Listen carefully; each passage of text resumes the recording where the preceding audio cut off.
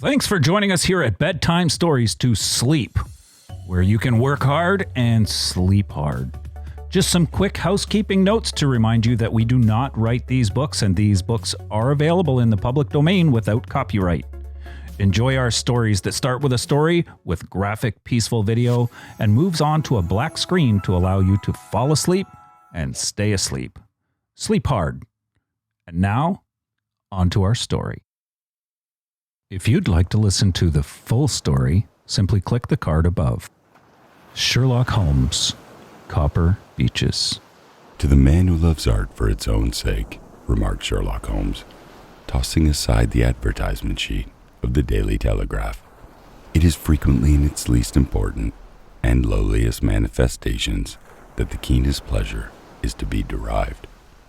It is pleasant to me to observe, Watson, that you have so far grasped this truth that in these little records of our cases, which you have been good enough to draw up, and, I am bound to say, occasionally to embellish, you have given prominence not so much to the many cases célèbres and sensational trials in which I have figured, but rather to those incidences, which may have been trivial in themselves, but which have given room for those faculties of deduction and of logical synthesis, which I have made my special province.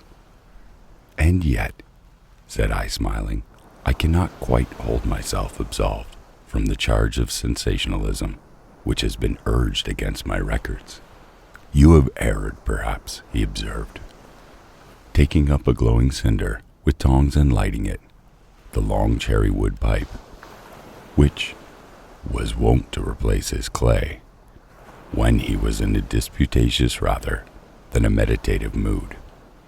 You have erred, perhaps, in attempting to put color and life into each of your statements, instead of confining yourself to the task of placing upon record that severe reasoning from cause to effect, which is really the only notable feature about the thing. It seems to me that I have done you full justice in that matter. I remarked with some coldness, for I was repelled by the egotism which I had more than once observed to be a strong factor in my friend's singular character. No, it is not selfishness or conceit, said he.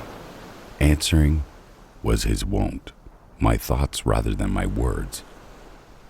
If I claim full justice for my art, it is because it is an impersonal thing, a thing beyond myself. Crime is common, logic is rare. Therefore, it is upon the logic rather than upon the crime that you should dwell. You have degraded what should have been a course of lectures into a series of tales. It was a cold morning of early spring, and we sat after breakfast on either side of a cheery fire in the old room at Baker Street. A thick fog rolled down between the lines of dun-colored houses, and the opposing windows loomed like dark, shapeless blurs through the heavy yellow wreaths. Our gas was lit and shone on the white cloth and glimmer of china and metal, for the table had not been cleared yet. Sherlock Holmes had been silent all morning, dipping continuously into the advertisement columns of a succession of papers until at last, having apparently given up his search, he had emerged in no very sweet temper to lecture me upon my literary shortcomings. At the time, he remarked after a pause, during which he had sat puffing at his long pipe and gazing down into the fire, you can hardly be open to a charge of sensationalism, for out of these cases, which you have been so kind as to interest yourself in, a fair proportion do not treat of crime, in its legal sense at all. The small matter in which I endeavored to help the King of Bohemia, the singular experience of Miss Mary Sutherland, the problem connected with the man with the twisted lip, and the incident of the noble bachelor, were all matters which are outside the pale of the law. But in avoiding the sensational, I fear that you may have bordered on the trivial. The end may have been so, I answered, but the methods I hold to be novel and of interest. Pshaw, my dear fellow. What do the public, the great, unobservant public, who could hardly tell a weaver by his tooth or a compositor by his left thumb, care about the finer shades of analysis and deduction. But indeed, if you are trivial, I cannot blame you, for the days of the great cases are past. Man, or at least criminal man, has lost all enterprise and originality. As to my own little practice, it seems to be degenerating into an agency for recovery for lost lead pencils and giving advice to young ladies from boarding schools. I think that I have touched bottom at last. However, this note I had this morning marks my 0 point, I fancy. Read it. He tossed a crumpled letter across to me. It was dated from Montague Place upon the preceding evening, and ran thus: Dear Mr. Holmes, I am very anxious to consult you as to whether I should or should not accept a situation which has been offered to me as governess. I shall call at 10:30 tomorrow, if I do not inconvenience you. Yours faithfully, Violet Hunter. Do you know the young lady? I asked. Not I. It is 10:30 now. Yes, and I have no doubt that is her ring. It may turn out to be more of interest than you think. You remember that affair of the blue carbuncle, which appeared to be a mere whim at first, developed into a serious investigation. It may be so in this case also. Well, let us hope so, but our doubts will very soon be solved, for here, unless I am much mistaken, is the person in question. As he spoke, the door opened and a young lady entered the room. She was plainly but neatly dressed, with a bright, quick face, freckled like a plover's egg, and with the brisk manner of a woman who has had her own way to make it in the world. You will excuse my troubling you, I am sure, she said, as my companion rose to greet her. But I have had a very strange experience. As I have no parents or relations of any sort from whom I could ask advice, I thought perhaps you would be kind enough to tell me what I should do. Pray take a seat, Miss Hunter. I shall happy to do anything that I can serve you. I could see that Holmes was favorably impressed by the manner and speech of his new client. He looked her over in his searching fashion, and then composed himself, with his lids drooping and his fingertips together, to listen to her story. I have been a governess for 5 years, she said, in the family of Colonel Spence Monroe, but 2 months ago, the Colonel received an appointment at Halifax, in Nova Scotia, and took his children over to America with him, so I had found myself without a situation. I advertised and answered advertisements, but without success. At least the little money which I saved began to run short, and I was at my wit's end as to what I should do. There is a well-known agency for governesses in the West End called Westaways, and there I used to call about once a week in order to see whether anything had turned up which might suit me. Westaway was the name of the founder of the business, but it is really managed by Miss Stopper.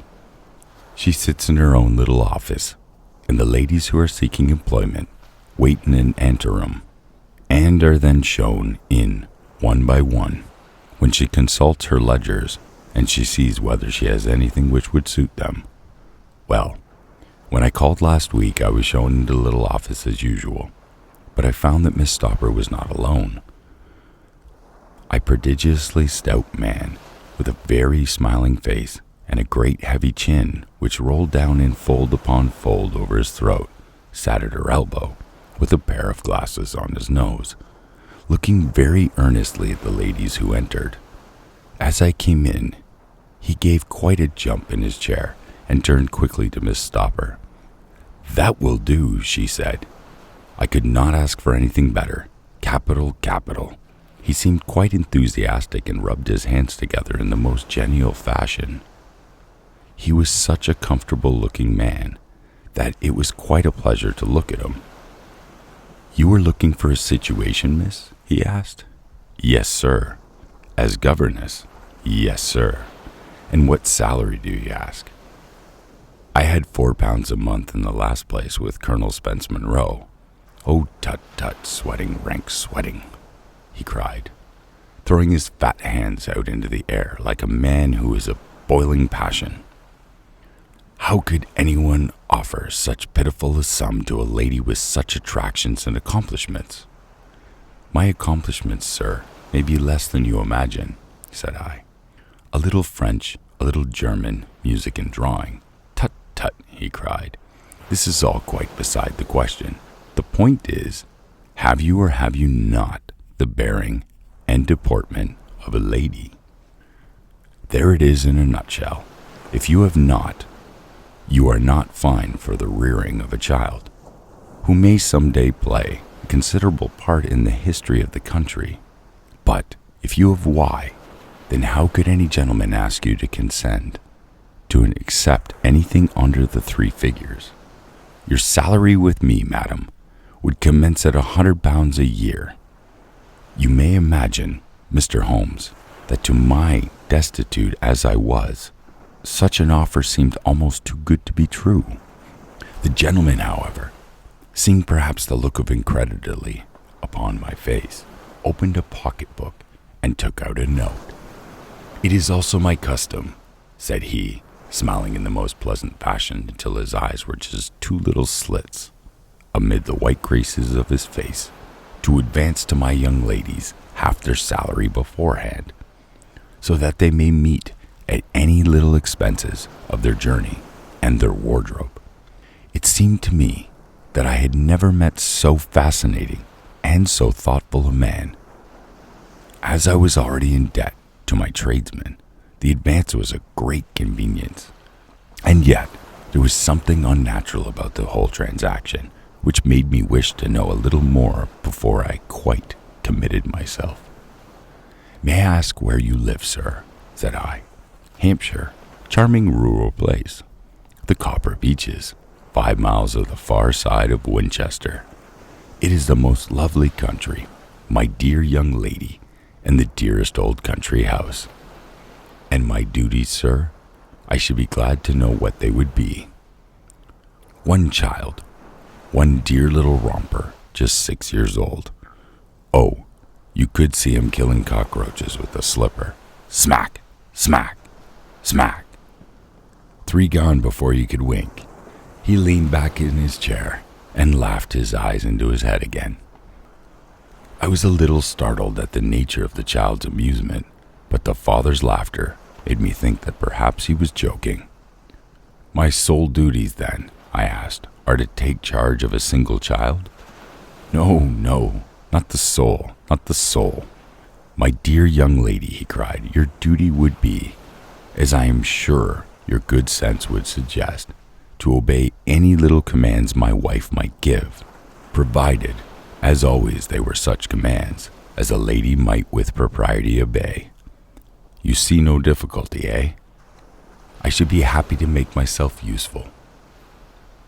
"Quite so. In dress now, for example.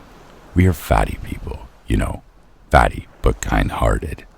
If you were asked to wear any dress which we might give you, you would not object to our little whim, eh?"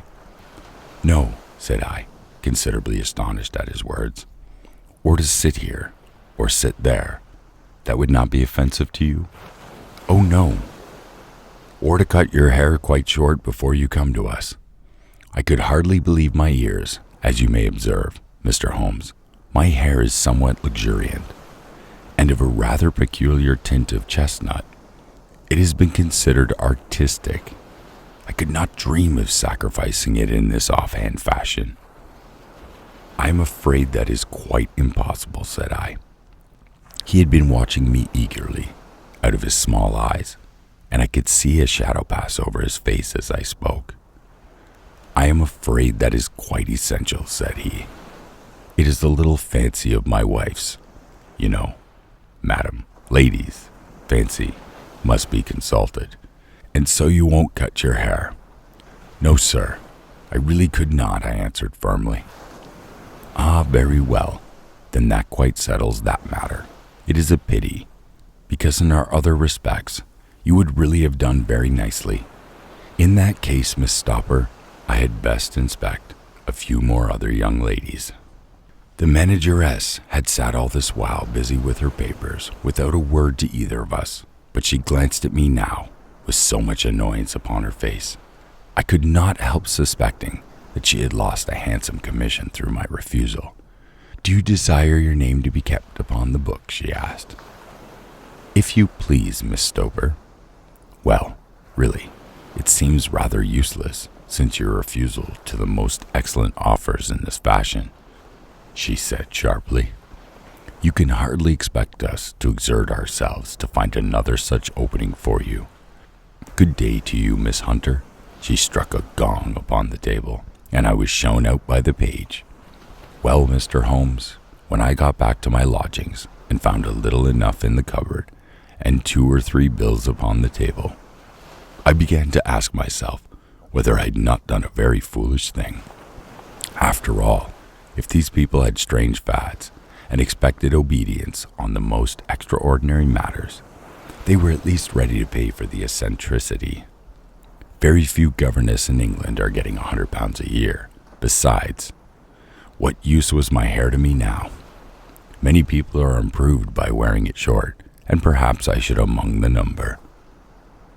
Next day I was inclined to think that I had made a mistake, and by the day after I was sure of it. I had almost overcome my pride so far as to go back to the agency and inquire whether the place was still open when I received this letter from the gentleman himself. I have it here, and I will read it to you. "The Copper Beeches, near Winchester. Dear Miss Hunter, Miss Stoper has very kindly given me your address, and I write from here to ask you whether you may have reconsidered your decision. My wife is very anxious that you should come, for she has been much attracted by my description of you. We are willing to give you £30 a quarter, or £120 a year, so as to recompense you for any little inconvenience which our fads may cause you. They are not very exacting after all. My wife is fond of a peculiar shade of electric blue, and would like you to wear such a dress indoors in the morning. You need not, however, go to the expense of purchasing one, as we have one belonging to my dear daughter Alice, now in Philadelphia, which would, I should think, fit you very well.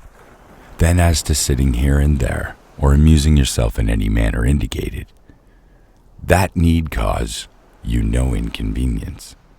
As regards your hair, it is no doubt a pity, especially as I could not help remarking its beauty during our short interview, but I am afraid that I must remain firm upon this point, and I only hope that the increased salary may recompense you for the loss. Your duties, as far as the child is concerned, are very light. Now do try to come, and I shall meet you at the dog cart at Winchester. Let me know your train. Yours faithfully, Jephro Rucastle." That is the letter which I have just received, Mr. Holmes, and my mind is made up that I will accept it. I thought, however, that before taking the final step, I should look to submit the whole matter to your consideration. "Well, Miss Hunter, if your mind is made up, that settles the question," said Holmes, smiling. "But you would not advise me to refuse. I confess that it is not the situation which I should look at, to see a sister of mine apply for. What is the meaning of it all, Mr. Holmes? Ah, I have no data. I cannot tell. Perhaps you yourself form some opinion. Well, there seems to me to be only one possible solution. Mr. Rucastle seemed to be a very kind, good-natured man. It is not possible that his wife is a lunatic, that he desires to keep the matter quiet for fear she should have taken to an asylum, and that he humors her fancies in every way in order to prevent an outbreak. That is a possible solution, in fact. As matters stand, it is the most probable one, but in any case, it does not seem to be a nice household for a young lady. But the money, Mr. Holmes, the money. Well, yes, of course the pay is good. Too good. That is what makes me uneasy. Why should they give you £120 a year? when they could have their pick for 40 pounds. There must be some strong reason behind it. I thought that if I told you the circumstances, you would understand afterwards if I wanted your help. I should feel so much stronger if I felt that you were at the back of me. Oh, you may carry that feeling away with you. I assure you that your little problem promises to be the most interesting which has come my way for some months. There is something distinctly novel about some of the features. If you should find yourself in doubt or in danger.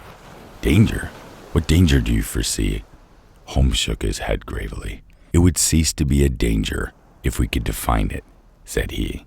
But at any time, day or night, a telegram would bring me down to your help. That is enough. She rose briskly from her chair, with the anxiety all swept from her face. I shall go down to Hampshire. Quite easy in my mind now. I shall write to Mr. Rucastle at once, sacrifice my poor hair tonight, and start for Winchester tomorrow. With a few grateful words to Holmes, she bade us both good night and bustled upon her way. At least, said I as we heard her quick, firm steps descending the stairs, she seems to be a young lady who is very able to take care of herself. And she would need to be, said Holmes gravely. I am much mistaken if we do not hear from her before many days are past. It was not long before my friend's prediction was fulfilled.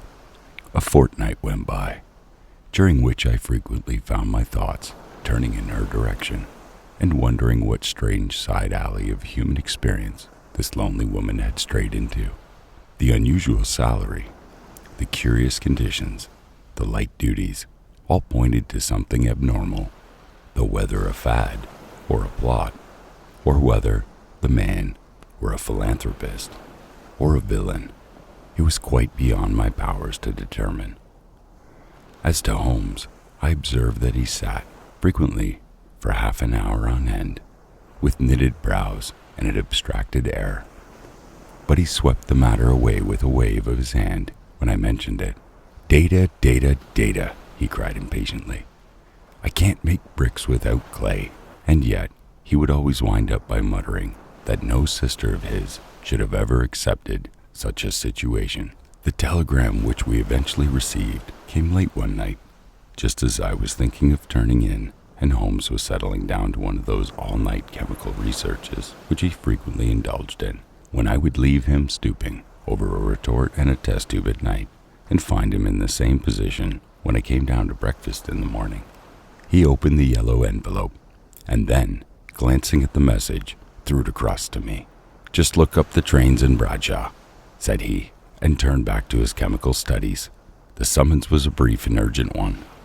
Please be at the Black Swan Hotel at Winchester at midday tomorrow, it said. Do come. I'm at my wit's end. Hunter. Will you come with me? Asked Holmes, glancing up. I should wish to. Just look it up then. There is a train at 9:30, said I, glancing over my Bradshaw. It is due at Winchester at 11:30. That will do very nicely. Then perhaps I had better postpone my analysis of the acetones, as we may need to be at our best in the morning. By 11 o'clock the next day, we were well upon our way to the old English capital. Holmes had buried in the morning papers all the way down, but after we had passed into Hampshire border, he threw them down and began to admire the scenery. It was an ideal spring day, a light blue sky, flecked with light fleecy white clouds, drifting across them from west to east. The sun was shining very brightly, and yet there was an exhilarating nip in the air, which set an edge to a man's energy. All over the countryside, away to the rolling hills around the Aldershot, the little red and gray roofs of the farm steadings peeped out from amid the light green of the new foliage. Are they not fresh and beautiful? I cried with all the enthusiasm of a man fresh from the fogs of Baker Street. But Holmes shook his head gravely. Do you know, Watson, he said, that it is one of the curses of a mind with a turn like mine that I must look at everything with reference to my own special subject. You look at these scattered houses, and you are impressed by their beauty. I look at them, and the only thought which comes to me is a feeling of their isolation and of the impunity with which crime may be committed there. Good heavens, I cried. Who would associate crime with these dear old homesteads? They always fill me with a certain horror. It is my belief, Watson, founded upon my experience, that the lowest and vilest alleys in London do not present a more dreadful record of sin than does the smiling and beautiful countryside. You horrify me. But the reason is very obvious. The pressure of public opinion can do in the town what the law cannot accomplish. There is no lane so vile that the scream of a tortured child or the thud of a drunkard's blow does not beget sympathy and indignation among the neighbors. And then the whole machinery of the justice is ever so close that a word of complaint can set it going, and there is but a steep between the crime and the dock. But look at these lonely houses, each in its own fields, filled for the most part with poor ignorant folk who know little of the law. Think of the deeds of hellish cruelty, the hidden wickedness, which may go on year in, year out in such places, and none the wiser. Had this lady who appeals to us for help gone to live in Winchester, I should never have had a fear for her. It is the 5 miles of country which makes the danger. Still, it is clear that she is not personally threatened. No, if she can come to Winchester to meet us, she can get away. Quite so, she has her freedom. What can be the matter then? Can you suggest no explanation? I've devised 7 separate explanations, each of which would cover the facts as far as we know them. But which of these correct can only be determined by the fresh information which shall no doubt find waiting for us. Well, there is the tower of the cathedral, and we shall soon learn all that Miss Hunter has to tell. The Black Swan is an inn of repute in the High Street, at no distance from the station, and there we found the young lady waiting for us. She had engaged a sitting room, and our lunch awaited us upon the table. "I am so delighted that you have come," she said earnestly. "It is so very kind of you both, but indeed I do not know what I should do. Your advice will be altogether invaluable to me. Pray to us what has happened to you." "I will do so, and I must be quick, for I have promised Mr. Rucastle to be back before 3. I got his leave to come into town this morning, though he little knew for what purpose. Let us have everything in its due order." Holmes thrust his long, thin legs outwards towards the fire and composed himself to listen. "In the first place, I must say that I have met, on the whole, with no actual ill treatment from Mr. or Mrs. Rucastle. It is only fair to them to say that, but I cannot understand them. I am not easy in my mind about them." "What can you not understand?" "Their reason for their conduct. But you shall have it all just as it occurred. When I came down, Mr. Rucastle met me here, and drove me in his dog cart to the Copper Beeches. It is, as he said, beautifully situated, but it is not beautiful in itself, for it is a large square block of a house, whitewashed, but all stained and streaked with damp and bad weather. There are grounds round it, woods on 3 sides, and on the 4th a field which slopes down to the southern Hampton High Road, which curves past 100 yards from the front door. This ground in front belongs to the house, but the woods all around are part of Lord Southerton's preserves. A clump of copper beeches immediately in the front of the hall door has given its name to the place. I was driven over by my employer, who is as amiable as ever, and was introduced by him that evening to his wife and the child. There was no truth, Mr. Holmes, in the conjecture which seemed to be probable in your rooms at Baker Street. Miss Rucastle is not mad. I found her to be a silent, pale-faced woman, much younger than her husband, not more than 30, I should think, while he can hardly be less than 45. From their conversation, I have gathered that they have been married about 7 years, that he was a widower, and that his only child by the first wife was the daughter who has gone to Philadelphia. Mr. Rucastle told me in private that the reason why she had left them was that she had an unreasoning aversion to her stepmother. As the daughter could not have been less than 20, I can quite imagine that her position must have been uncomfortable with her father's young wife. Mrs. Rucastle seemed to me to be colorless in mind as well in feature. She impressed me neither favorably nor the reverse. She was an entity. It was easy to see that she was passionately devoted both to her husband and to her little son. Her light gray eyes wandered continually from one to the other, noting every little want and forestalling it possible. He was kind to her, also in his bluff, boisterous fashion, and on the whole, they seemed to be a happy couple. And yet, she had some secret sorrow. This woman. She would often be lost in deep thought, with the saddest look upon her face. More than once I have surprised her in tears. I have thought sometimes that it was the disposition of her child which waited upon her mind. For I have never met so utterly spoiled and so ill-natured a little creature. He is small for his age, with a head which is quite disproportionately large. His whole life appears to be spent in an alternation between savage fits of passion and gloomy intervals of sulking. Giving pain to any creature weaker than himself seems to be his one idea of amusement, and he shows quite remarkable talent in planning the capture of mice, little birds, and insects. But I would rather not talk about the creature, Mr. Holmes, and indeed, he has little to do with my story. I am glad of all the details, remarked my friend. Whether they seem to you to be relevant or not, I shall try not to miss anything of importance. The one unpleasant thing about the house, which struck me at once, was the appearance and conduct of the servants. There are only two, a man and his wife. Taller, for that is his name, is a rough, uncouth man, with grizzled hair and whiskers, and a perpetual smell of drink. Twice since I have been with them, he has been quite drunk, and yet Miss Rucastle seemed to take no notice of it. His wife is a very tall and strong woman with a sour face, and much less amiable. They are a most unpleasant couple, but fortunately I spend most of my time in the nursery and my own room, which are next to each other in one corner of the building. For 2 days after my arrival at the Copper Beeches, my life was very quiet.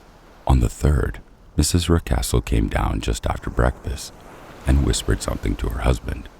"Oh yes," said he, turning to me. "We are very much obliged to you, Miss Hunter, for falling in with our whims so far as to cut your hair. I assure you that it has not detracted in the tiniest iota from your appearance. We shall now see how the electric blue dress will become you. You will find it laid out upon the bed in your room, and if you would be so good as to put it on, we should both be extremely obliged." The dress which I had found waiting for me was of a peculiar shade of blue. It was of excellent material, a sort of beige, but it bore unmistakable signs of having been worn before. It could not have been a better fit if I had been measured for it. Both Mr. and Mrs. Rucastle expressed a delight at the look of it, which seemed quite exaggerated in its vehemence. They were waiting for me in the drawing room, which is a very large room, stretching along the entire front of the house, with 3 long windows reaching down to the floor. A chair had been placed close to the central window, with its back turned towards it. In this I was asked to sit, and then Mr. Rucastle, walking up and down on the other side of the room, began telling me a series of the funniest stories that I have ever listened to. You cannot imagine how comical he was, and I laughed until I was quite weary. Mrs. Rucastle, however, who has evidently no sense of humor, never so much as smiled, but sat with her hands in her lap and a sad, anxious look upon her face. After an hour or so, Mr. Rucastle suddenly remarked that it was time to commence the duties of the day, and that I might change my dress and go to little Edward in the nursery. 2 days later, this same performance was gone through under exactly similar circumstances, and I changed my dress, and again I sat in the window, and again I laughed very heartily at the stories of which my employer had immense repertoire, and which he told inadmittably. Then he handed me a yellow-backed novel, and by moving my chair a little sideways, that my shadow might not fall upon the page, he begged me to read aloud to him. I read for 10 minutes, beginning in the heart of the chapter, and then suddenly, in the middle of a sentence, he ordered me to cease and to change my dress. You can easily imagine, Mr. Holmes, how curious I became as to what the meaning of this extraordinary performance could possibly be. They were always very careful, I observed, to turn my face away from the window, so that I became consumed with the desire to see what was going on behind my back. At first, it seemed to be impossible, but I soon devised a means. My hand mirror had been broken, so a happy thought seized me. I concealed a piece of the glass in my handkerchief. On the next occasion, in the midst of my laughter, I put my handkerchief up to my eyes, and I was able, with a little management, to see all that there was behind me. I confess that I was disappointed. There was nothing. At least that was my first impression. At the second glance, however, I perceived that there was a man standing in the Southampton Road, a small bearded man in a gray suit, who seemed to be looking in my direction. The road is an important highway, and there are usually people there. This man, however, was leaning against the railings which bordered our field, and was looking earnestly up. I lowered my handkerchief and glanced at Mr. Rucastle to find her eyes fixed upon me with a most searching gaze. She said nothing, but I am convinced that she had divined that I had a mirror in my hand and seen what was behind me. She rose at once. "Jephro," she said. Said she, "There's an impertinent fellow upon the road there, who stares up at Miss Hunter." "There's an impertinent fellow upon the road who stares up at Miss Hunter. No friend of yours, Miss Hunter?" he asked. "No, I know none of it. No, I know no one in these parts." "Dear me, how very impertinent. How very impertinent. How very impertinent. How very impertinent. How very impertinent." Kindly turned round and motioned to him to go away. Surely it would be better to take no notice. No. We should have him loitering here always. Kindly turn round and wave him away like that. I did as I was told, and at the same instant, Mrs. Rucastle drew down the blind. That was a week ago, and from that time I have not sat again in the window, nor have I worn the blue dress, nor seen the man in the road. "Pray continue," said Holmes. "Your narrative promises to be a most interesting one." "You will find it rather disconnected, I fear, and there may prove to be a little relation between the different incidents of which I speak. On the first day that I was at the Copper Beeches, Mr. Rucastle took me to a small house which stands near the kitchen door. As we approached it, I heard the sharp rattling of a chain and the sound as of a large animal moving about. "Look in here," said Mr. Rucastle, showing me a slip between two planks. "Is he not a beauty?" I looked through and was conscious of two glowing eyes and of a vague figure huddled up in the darkness. "Don't be frightened," said my employer, laughing at the start which I had given. "It's only Carlo, my mastiff. I call him mine, but really old Toller, my groom, is the one man who can do anything with him. We feed him once a day, and not too much then, so that he is always keen as mustard. Toller lets him loose every night, and God help the trespasser who lays upon this farm. For goodness sake, don't you ever on any pretext set your foot outside the threshold at night, for it is as much as your life is worth. The warning was no idle one, for 2 nights later, I happened to look out my bedroom window about 2 o'clock in the morning. It was a beautiful moonlight night, and the lawn in front of the house was silvered over, as almost as bright as the day. I was standing, wrapped in the peaceful beauty of the scene, when I was aware of something that was moving under the shadow of the copper beeches. As it emerged into the moonshine, I saw what it was. It was a giant dog, as large as a calf, tawny tinted, with hanging jowl black muzzle and huge projecting bones.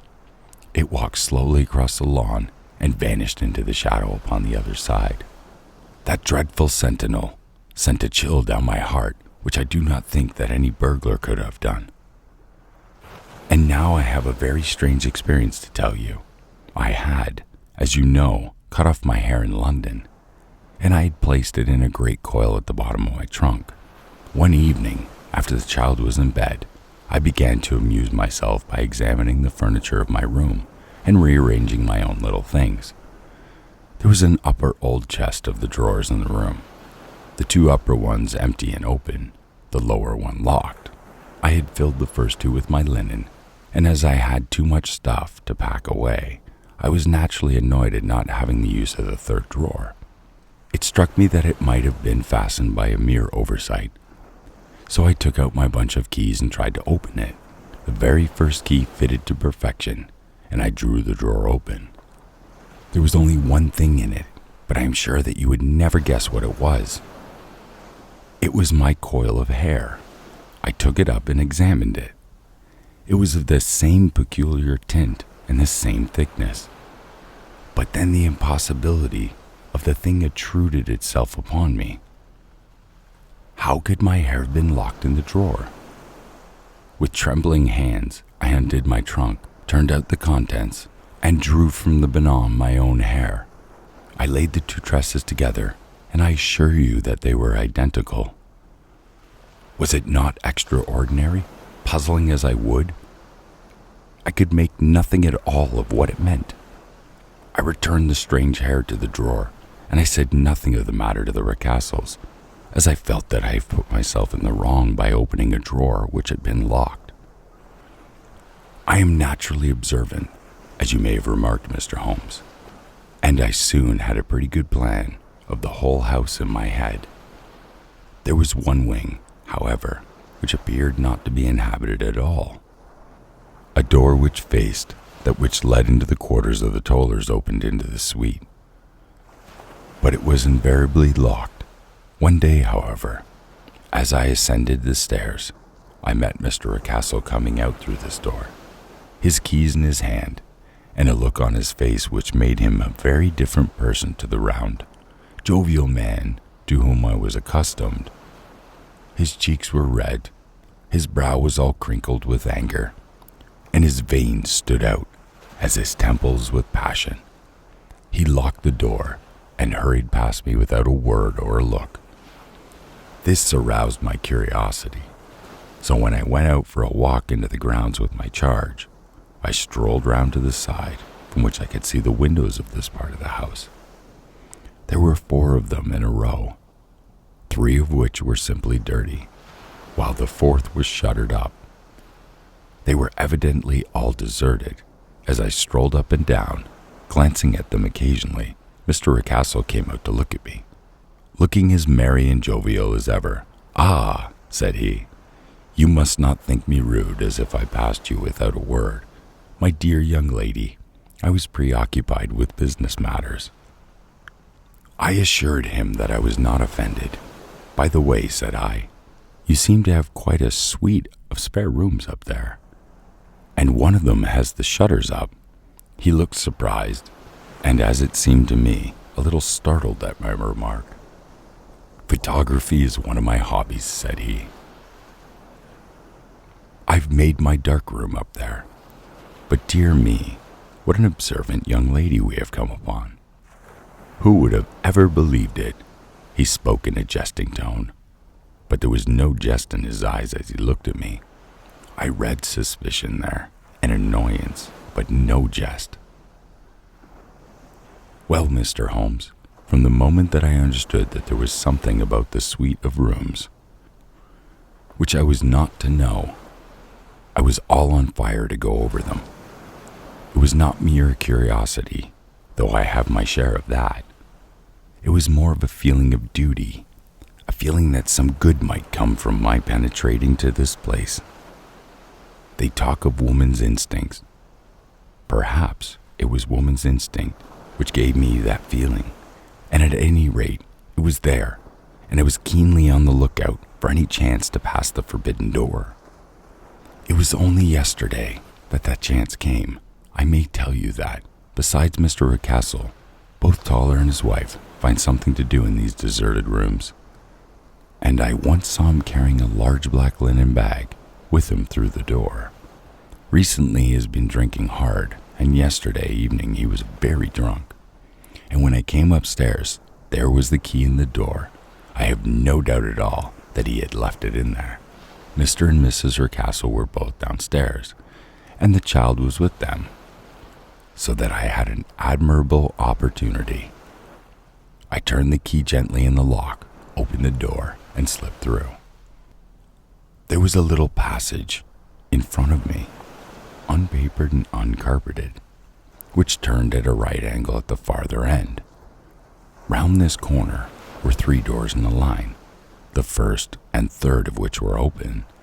They each led into an empty room, dusty and cheerless, with 2 windows in the one and one in the other, so thick with dirt that the evening light glimmered dimly through them. The center door was closed, and across the outside of it had been fastened by one of the broad bars of the iron bed, padlocked at one end to a ring in the wall, and fastened at the other with a stout cord. The door itself was locked as well, and the key was not there. This barricaded door corresponded clearly with the shuttered window outside, and yet I could see by the glimmer from beneath it that the room was not in darkness. Evidently, there was a skylight which let in the light from above.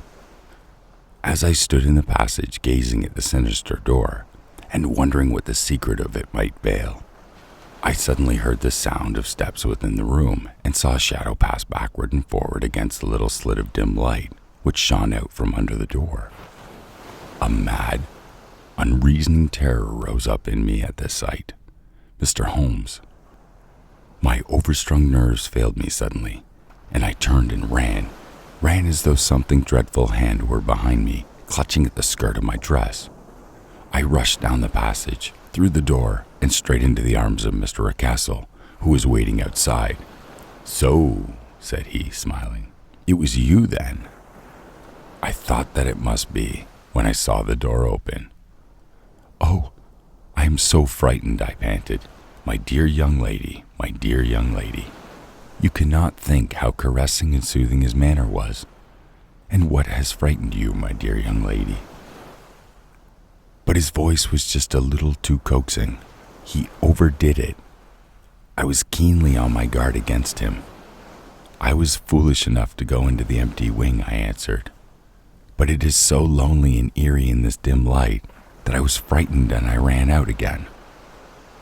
Oh, it is so dreadfully still in there." "Only that," said he, looking at me keenly. "Why, what do you think?" I asked. "Why do you think that I locked this door? I'm sure that I do not know. It is to keep people out who have no business in there. Do you see me?" He was still smiling in the most amiable manner. "I'm sure if I had known." "Well then, you know now. And if you ever put your foot over that threshold again," here in an instant the smile hardened into a grin of rage, and he glared down at me with the face of a demon, "I'll throw you to the mastiff." I was so terrified that I do not know what I did. I suppose that I must have rushed past him into my room. I remembered nothing until I found myself lying on my bed, trembling all over. Then I thought of you, Mr. Holmes. I could not live there longer without some advice. I was frightened of the house, of the man, of the woman, of the servants, even of the child. They were all horrible to me. If I could only bring you down, all would be well. Of course, I might have fled from the house, but my curiosity was almost as strong as my fears. My mind was soon made up. I would send you a wire, put on my hat and cloak, and went down to the office, which is about half a mile from the house, and then returned, feeling very much easier. A horrible doubt came over to me in my mind, as I approached the door lest the dog might be loose, but I remembered that Toller had drunk himself into a state of insensibility that evening, and I knew that he was the only one in the house who had any influence over the savage creature, or who would venture to set him free. I slipped into safety and lay half awake the night in my joy at the thought of seeing you. I had no difficulty in getting leave to come into Winchester this morning, but I must be back before 3, for Mr. and Mrs. Rucastle are going on a visit and will be away all evening, so I must look after the child. Now I have told you all my ventures, Mr. Holmes, and I should be very glad if you could tell me what it all means, and above all, what should I do? Holmes and I had listened to the spellbound to this extraordinary story. My friend rose now and paced up and down the room, his hands in his pockets and an expression of the most profound gravity upon his face. "Is Toller still drunk?" he asked. "Yes, I heard his wife tell Mr. Rucastle that she could do nothing with him." "That is well.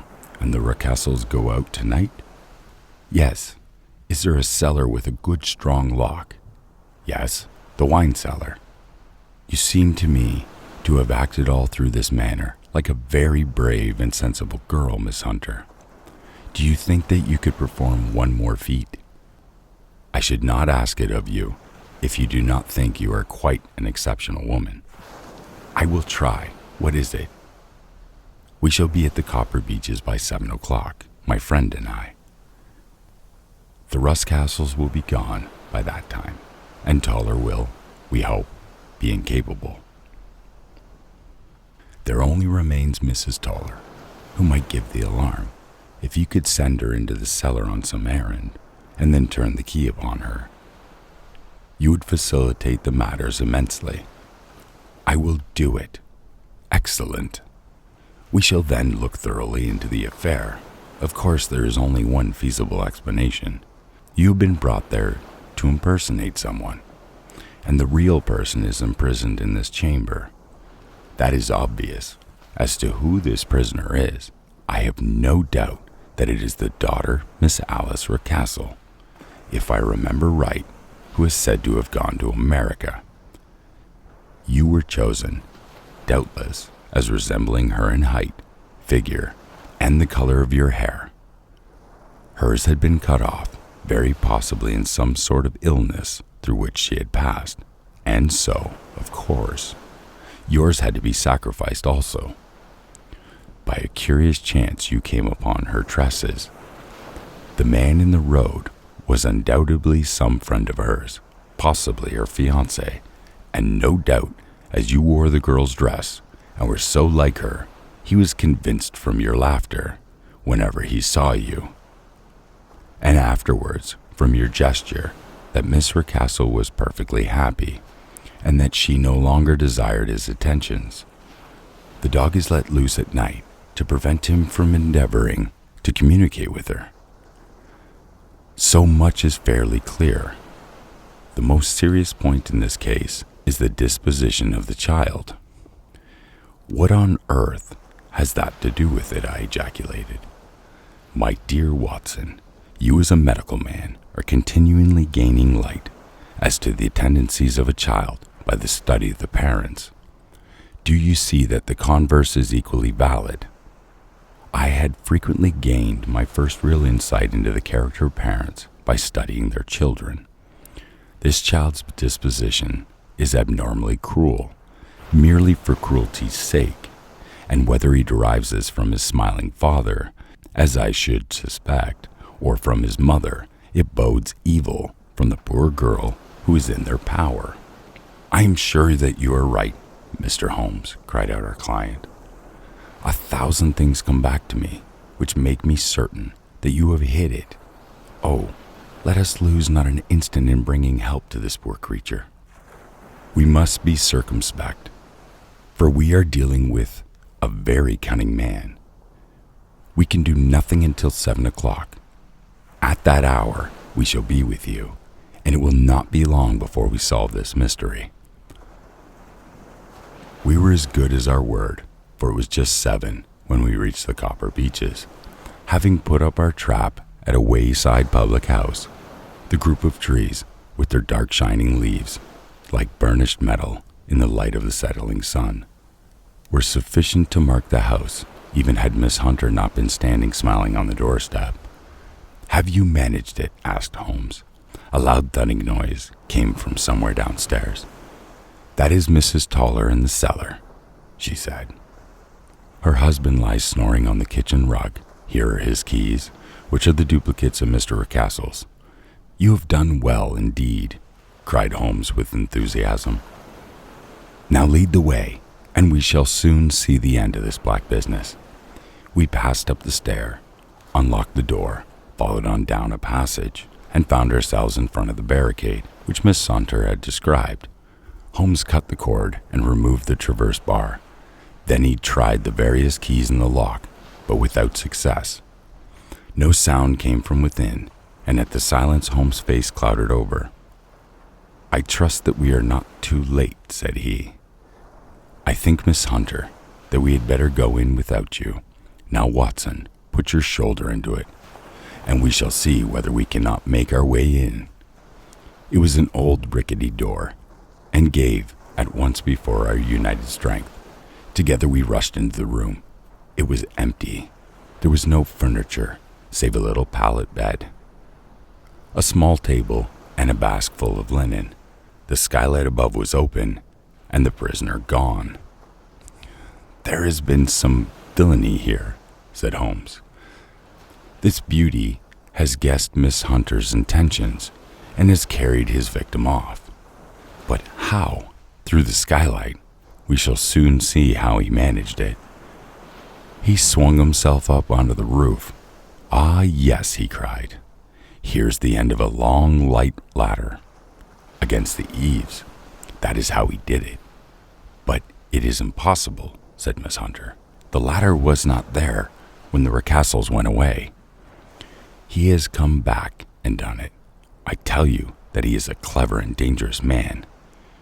I should not be very much surprised if this were he whose step I hear now upon the stair. I think, Watson, that it would be as well for you to have your pistol ready." The words were hardly out of his mouth before a man appeared at the door of the room, a very fat and burly man with a heavy stick in his hand. Miss Hunter screamed and shrunk against the wall at the sight of him, but Sherlock Holmes sprang forward and confronted him. "You villain," he said. "Where's your daughter?" The fat man cast his eyes round, and then up at the open skylight. "Is it for me to ask you that?" he shrieked. "You thieves, spies, and thieves! I have caught you, have I? You are in my power. I'll serve you." He turned and clattered down the stairs as hard as he could go. "He's gone for the dog," cried Miss Hunter. "I have my revolver," said I. "Better close the front door," cried Holmes, and we all rushed down the stairs together.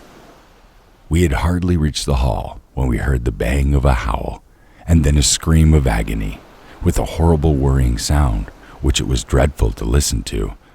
An elderly man, with a red face and shaking limbs, came staggering out at our side. "My God," he cried, "someone has loosened the dog. It has not been fed for 2 days. Quick, quick, or it'll be too late." Holmes and I rushed out and round the angle of the house, with Toller hurrying behind us. There was the huge famished brute, its black muzzle buried in Rucastle's throat, while he thrived and screamed upon the ground. Running up, I blew its brains out, and it fell over, with its keen white teeth still meeting it in the great creases of his neck. With much labor, we separated them and carried him, living but horribly mangled, into the house. We laid him upon the drawing sofa bed, and having dispatched the sobered Toller, to bear the news to his wife. I did what I could to relieve his pain. We were all assembled around him when the door opened and a tall, gaunt woman entered the room. "Mrs. Toller," cried Miss Hunter. "Yes, Miss. Mr. Rucastle let me out when he came back, before he went up to you. Ah, miss, it is a pity you didn't let me know what you were planning, for I would have told you that your pains were wasted." "Ha!" said Holmes, looking keenly at her. "It is clear that Mrs. Toller knows more about this matter than anyone else." "Yes, sir, I do, and I am ready enough to tell what I know."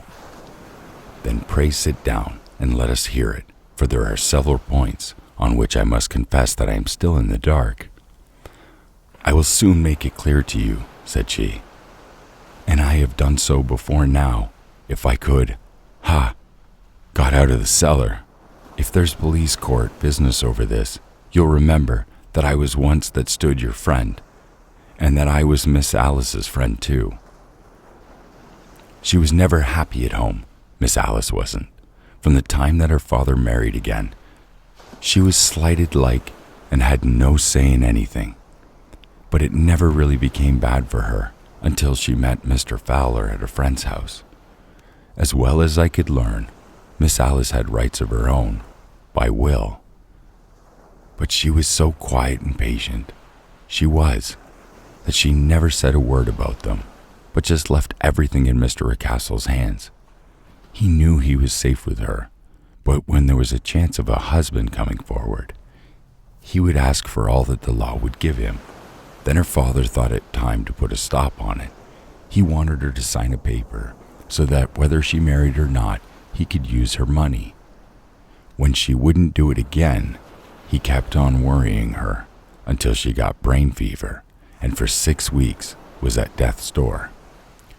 Then she got better at last, all worn to a shadow, and with her beautiful hair cut off, but that didn't make no change in her young man, and he stuck to her as true as a man could be.